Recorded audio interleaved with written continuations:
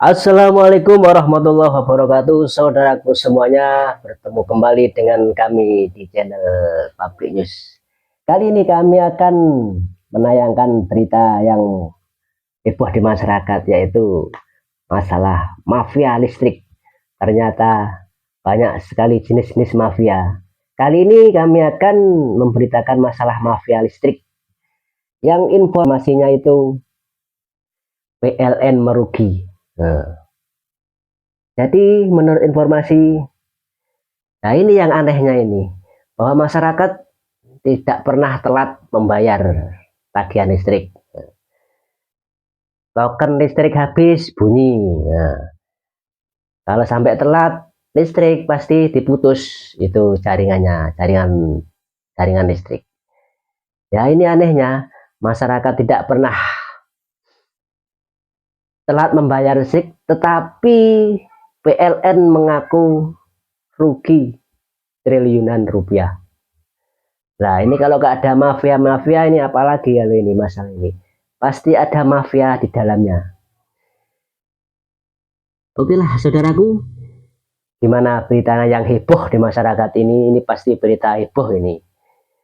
Pasti banyak sekali tanggapan dari masyarakat.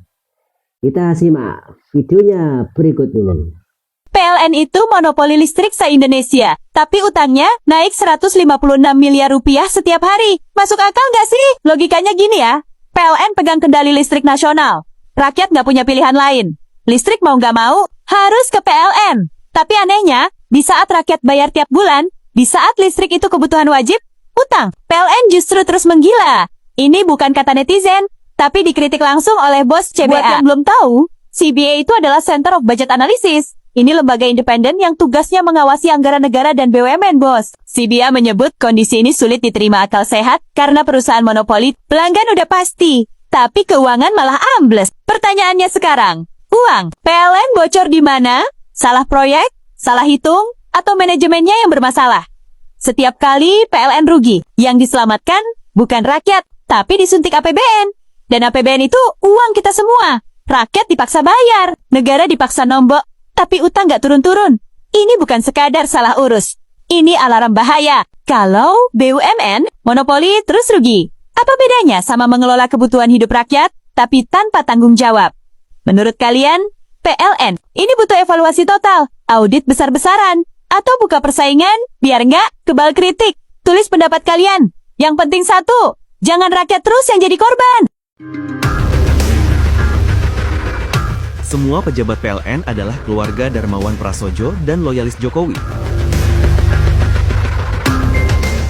Direktur Utama PLN Darmawan Prasojo yang juga tim sukses Jokowi telah membangun kerajaan keluarga dengan menaruh semua keluarga dan saudaranya di jabatan penting PLN. Saudara seputu, keponakan, anak, adik mertua, hingga saudara dari istrinya berada di jajaran manajemen dan board of director. Padahal, mereka tidak punya kemampuan dan latar pendidikannya tidak nyambung dengan energi dan kelistrikan. Silahkan cek dan tanya teman atau saudara Anda yang bekerja di PLN Pusat. Uang negara miliaran rupiah habis untuk menggaji keluarga Darmawan Prasojo setiap bulannya. Sementara, PLN tidak ada kemajuan, tetap rugi akibat markup dan korupsi. Padahal, Presiden Prabowo sudah berkomitmen akan membuang sistem nepotisme dan tidak ada titip menitip saudara di BUMN. Saya tidak cawe-cawe, saya tidak titip. Satu pun pejabat saya tidak titip.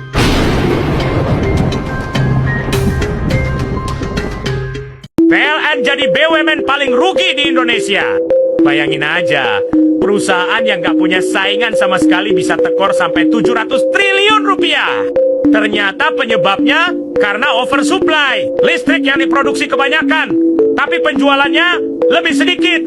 Lucunya, mereka sendiri yang ngampanyekan hemat listrik. Lah, kalau rakyat hemat listrik, otomatis penjualan turun dong. Padahal, listrik itu bukan barang yang bisa kadaluarsa lalu dibuang gitu aja. Yang bikin makin gak masuk akal, di saat perusahaan rugi, gaji direksi PLN tembus 277 juta per bulan, plus bonus miliaran rupiah. Akibatnya, PLN rugi ratusan miliar setiap hari. Coba pikir, Perusahaan mana lagi yang karyawannya bikin rugi, tapi tetap digaji besar dan dikasih bonus miliaran? Ya cuma di BUMN coy, karyawan bikin rugi malah diapresiasi.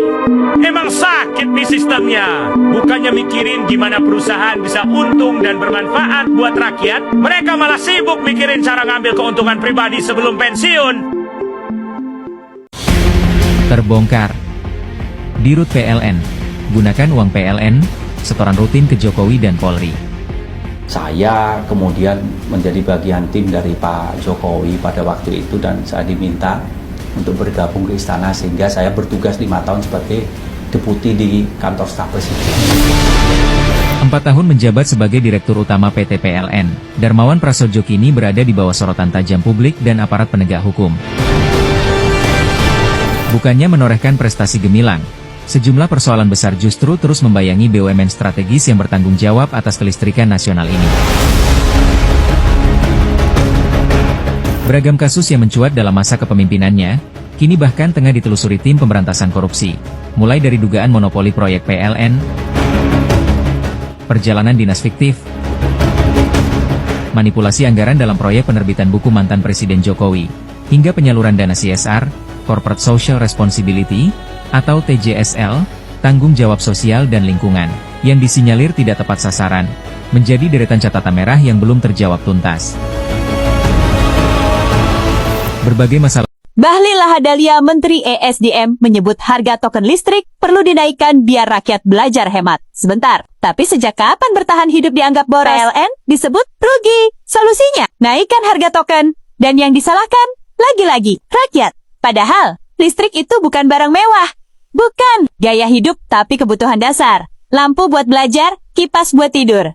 Rice cooker buat makan. Kalau itu disebut boros, maka yang salah bukan pemakainya, tapi cara berpikir kebijakannya. Ketika pejabat bilang, biar rakyat belajar hemat arus, itu terdengar seperti, kalian yang harus menyesuaikan diri, bukan sistemnya. Padahal, PLN rugi bukan karena ibu-ibu masak nasi, bukan karena anak sekolah nyalain lampu, tapi karena kontrak mahal, subsidi amburadul, dan tata kelola yang bocor. Tapi kenapa yang dikorbankan? Selalu yang paling lemah. Naikkan tarif tidak otomatis menyembuhkan PLN. Itu hanya memindahkan luka dari laporan keuangan ke dapur rakyat, dan jangan bungkus kebijakan keras dengan kata edukasi. Karena edukasi itu memberi pilihan, dan bukan memaksa orang miskin mengalah lebih dulu. Jadi gimana menurut kalian? PLN rugi karena rakyat boros, atau karena sistemnya yang tidak pernah dibereskan? Dan kalau negara kalah kelola, kenapa rakyatnya yang selalu diminta berhemat? Drop pendapat kalian di kolom komentar. Kata Pak Menteri Bahlil, tarif listrik mau dinaikin alasannya biar PLN untung. Iya katanya, biar rakyat belajar hemat. Bilang aja, biar pejabat bisa korupsi dan masyarakat yang ditumbalkan.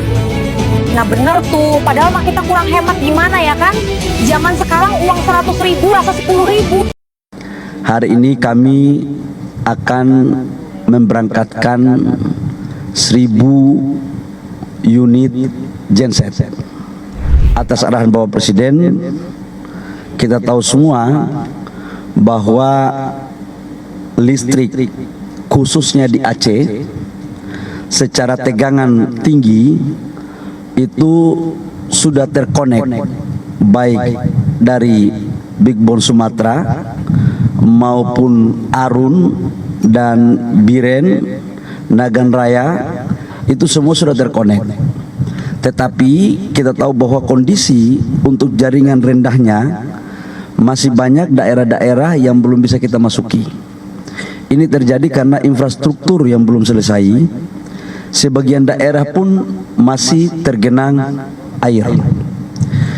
Dalam catatan kami, masih ada 224 desa di Provinsi Aceh yang belum terairi listrik. Dari 224 desa itu ada sekitar di 10 kabupaten, terutama di kabupaten-kabupaten yang infrastrukturnya masih dalam proses perbaikan, yaitu Tamiang, kemudian Benar Meriah, kemudian Aceh Tengah, sama Gayo Lues, kalau tidak salah, Gayo Lues. Nah, dalam rangka bagaimana memberikan pelayanan maksimal, kami rapat dengan tim.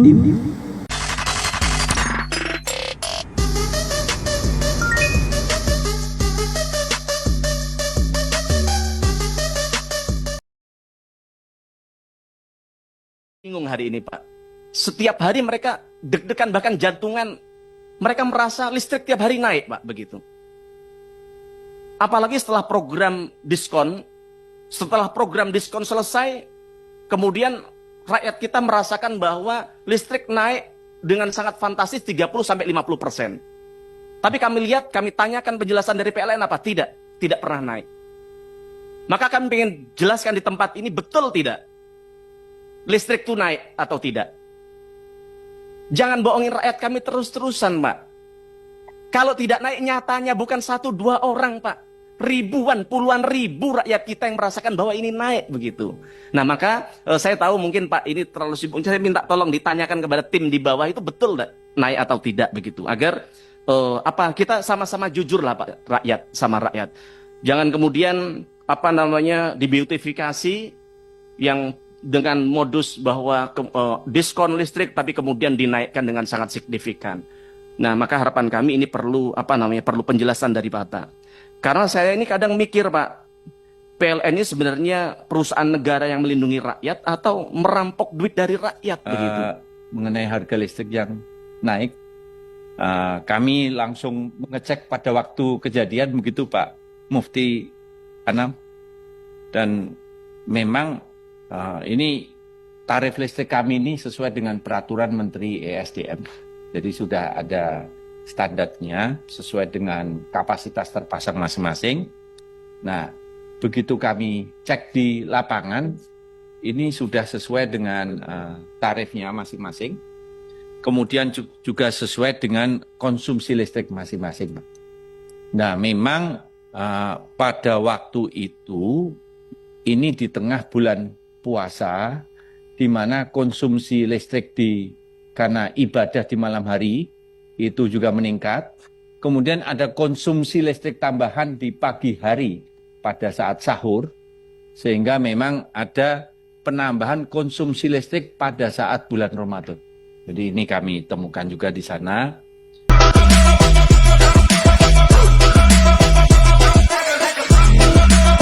Rakyat nggak pernah hutang listrik, tapi PLN rugi. Rakyat beli tiket pesawat cash, tapi Garuda rugi. Rakyat beli bensin cash, tapi Pertamina rugi. Detik ini juga, saya akan bongkar semuanya. Follow akun ini untuk dukung kebijakan saya. Kita akan bongkar semuanya. Tulis di kolom komentar saran Anda semua. Kira-kira apa saja yang perlu saya bereskan. Pagi-pagi udah baca berita kayak gini. Kerugian PLN itu 711 triliun. Dan ngutang lagi, luar biasa. Masyarakat bayar listrik gak pernah ngutang, gak pernah nyicil, gak pernah kredit. Tapi PLN bisa rugi dari kemarin berita. Tak masuk di akal. Kau bayangkan 711 triliun itu dibangunkan ke tenaga listrik di setiap pelosok-pelosok negeri ini pasti terang. Nggak ada gig mereka berkamuh gelap, nggak ada gig berkamuh nggak masuk listrik. Pasti terang di Indonesia ini, luar biasa. Ada aku tahu gam macam mana isi hati perut pejabat-pejabat PLN.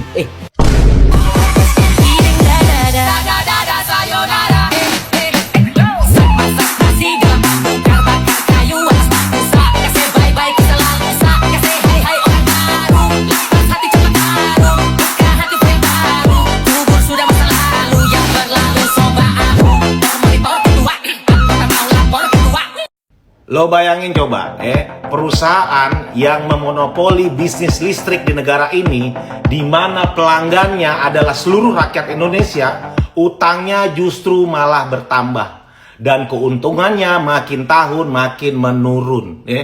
Lo lihat betapa bobroknya negara ini.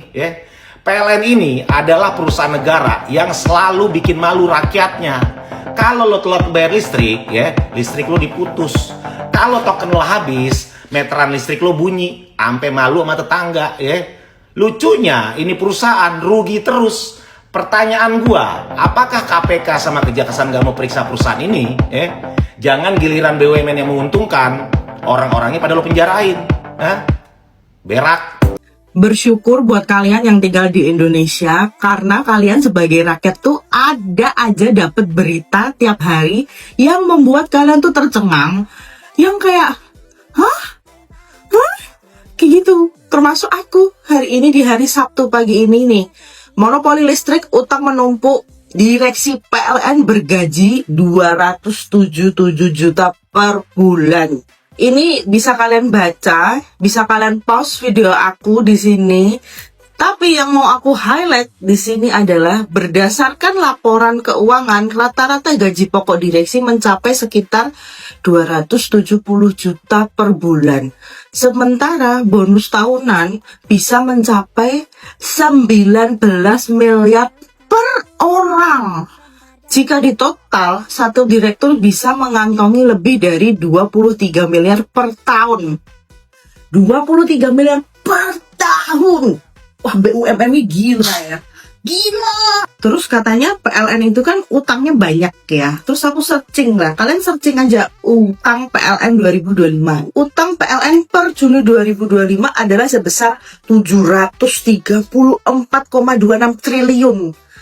734 triliun, meningkat dari 711 triliun pada akhir 2024. Jadi selama 6 bulan itu tuh udah 23 triliun defisitnya. Maksudnya itu utang gak kebayar, tapi malah makin nambah. Utangnya makin nambah, tapi direksi-direksi itu bisa dapat gaji 23 miliar per tahun. Istilahnya kalau 6 bulan itu kan 11,5 miliar. Jadi itu udah 11,5 miliar buat gaji para direktur-direktur itu semua. Sekarang gini ya, Bes. Maksudnya PLN hutang itu tuh gimana ya? Gini loh, rumah aku tuh listriknya kan pakai token ya. Yang mana itu tuh rumah nggak bisa jalan kalau tokennya habis. Bahkan sebelum tokenku habis, udah aku isi ulang gitu. Kalau nggak, aku nggak punya listrik dong di rumah. Maksud aku tuh sebagai pelanggan tuh bayarnya lebih dulu. Nggak terima on time lagi. Lebih dulu aku bayar supaya aku dapat listrik gitu loh. Dan maksudnya tuh tiap bulan aku bayar itu listrik. Nggak ada keterlambatan loh dari aku tuh. Tapi apa, kadang listrik suka mati, suka pemadaman. Tapi aku nggak pernah telat loh bayar. Tapi maksud aku tuh, kita tuh sebagai rakyat tuh nggak pernah utang bayar listrik. Karena listrik rumah kalian tuh mau nyala gimana kalau misalnya kalian tuh utang? Ya kan? Bahkan di rumah sakit tempat aku kerja yang bangunannya cukup besar, itu tuh listrik per bulan itu tuh hampir 1 M. Ya karena kan buat mesin ya, buat mesin, komputer, alat-alat kesehatan semua tuh makan listriknya tuh besar gitu loh. Mau CT scan, MRI, radioterapi, segala macam itu tuh makan listriknya tuh besar. Tapi tuh rumah sakit tuh ya bayar itu listrik, kalau nggak bisa beroperasi. Nggak ada yang namanya tempo atau telat gitu loh. Jadi bayar. Tapi kok bisa hutangnya tuh 700 triliun. 700 triliun kalian tuh hutang, PLN tuh hutang. Yang mana rakyatnya itu nggak pernah telat bayar listrik. Kalau nggak bisa hidup kan? Nggak pernah telat lah aku tuh bayar listrik. Kok bisa ya utangnya 700 triliun? Dan asal kalian tahu ya, pegawai-pegawai PLN itu sama kayak pegawai BPJS. BPJS biasa atau BPJS TK, karyawannya itu dapat asuransi sendiri. Jadi kalau misalnya pegawai PLN periksa, itu pakai asuransi PLN. Dan obat-obatannya tuh beda, prosedurnya beda dengan pasien BPJS. Yang mana kita tahu sendiri, pasien BPJS itu ada batasan gitu loh. Sedangkan kalau pasien-pasien yang menggunakan asuransi PLN itu coveragenya lebih besar. Karena apa? Pakai asuransi yang lain, asuransinya PLN sendiri. Jadi, iya pegawai PLN itu tuh nggak pakai BPJS.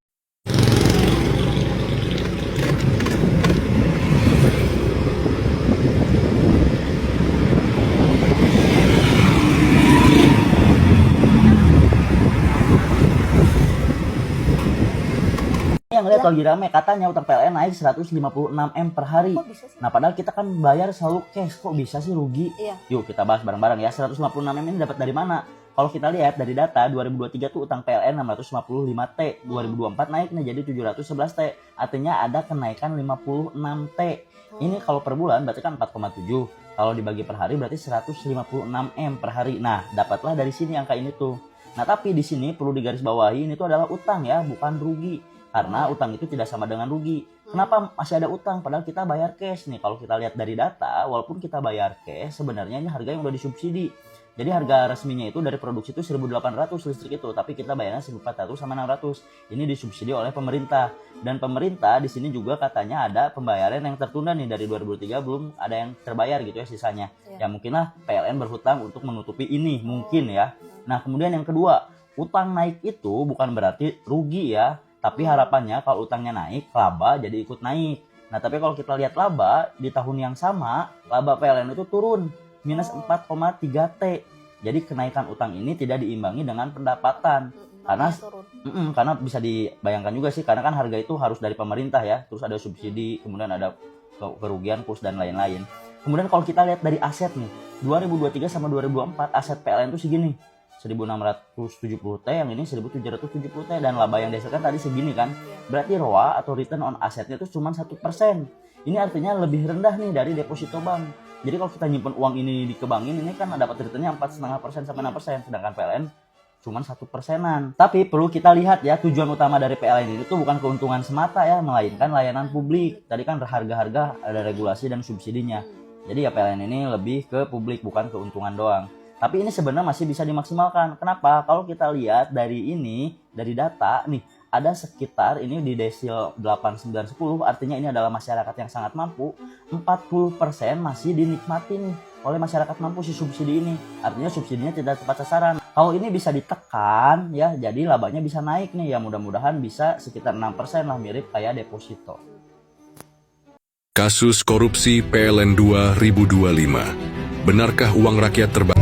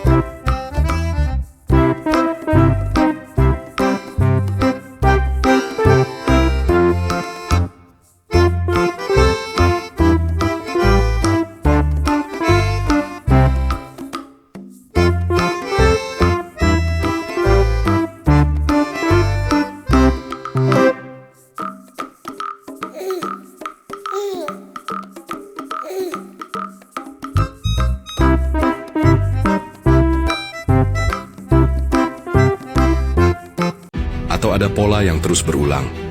Masyarakat harus paham, korupsi di sektor energi bukan sekadar uang haram yang masuk ke kantong pejabat. Akibatnya, tarif listrik tetap mahal, proyek strategis terbengkalai, rakyat kecil yang paling menderita. Sekarang pertanyaannya, apakah kasus tahun 2025 ini akan benar-benar dibongkar? Atau hanya sekadar jadi berita sebentar lalu menghilang? Bagikan video ini, biarkan ini jadi pengingat untuk semua. Korupsi di PLN bukan hanya kasus hukum. Ini soal nasib bangsa. Tandai aparat. Kami tidak mau kemudian rakyat kami dibebani dengan hutang yang segitu besar, kemudian harus menaikkan tarif PLN, Pak. Utang liabilitas PLN ini hari ini, bahkan dalam 2 tahun, saya catat sudah naik 79 triliun. Kalau kita lihat hari ini liabilitas atau utangnya sudah mencapai 734 triliun, Pak. Di Komisi 6 ini kan mitranya banyak. Materi ini kami juga dapatkan dari beberapa staf ahli kami untuk bagian mendapatkan data-data yang komprehensif, tapi itu kami komprehensifkan ke jenengan karena paparan jenengan tadi disampaikan seperti tidak ada keluhan soal keuangan, bahkan memenuhi target RKAP begitu. Tapi kok satu sisi anomali dengan data yang kami temukan, yaitu liabilitasnya atau utangnya sudah 734 triliun. Maka kemudian ketika saya perjalanan ke sini jadi kekhawatiran buat kami, Pak. Nah, dengan utang segitu, bagaimana cara PLN memanajemen keuangannya? Kami tidak mau kemudian rakyat kami dibebani dengan hutang yang segitu besar, kemudian harus menaikkan tarif PLN, Pak. Nah, maka siasat strategi untuk bagaimana menurunkan liabilitas ini seperti apa begitu. Nah, beban hutang ini tentu tidak mudah begitu, tidak murah juga begitu, Pak.